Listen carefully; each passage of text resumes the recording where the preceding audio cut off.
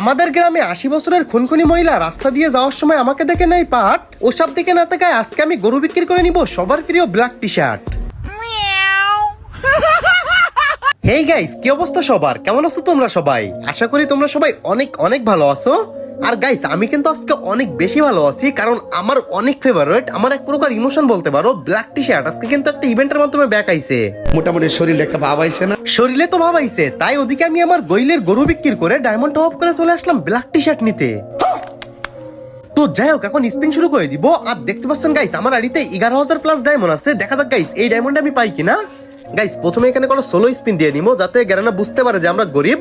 আর অবশ্যই আমরা গরিব ভাই, বাড়ির গরু বিক্রি করে দিছি ভাই, মানে কি আর বলবো এই ব্ল্যাক টি শার্টের জন্য ভাই। এই ব্ল্যাক টি শার্ট আগে গাইস সম্পূর্ণ ভিডিও কিন্তু আমি আমার একেএম মিরাজ গেমিং ইউটিউব চ্যানেলে আপলোড দিছি। তো সবাই এক্ষুনি আমার টিকটক আইডির বায়ো থেকে একেএম মিরাজ গেমিং ইউটিউব চ্যানেলে চলে যাও এবং ভিডিওটা শেষ পর্যন্ত দেখে আসো।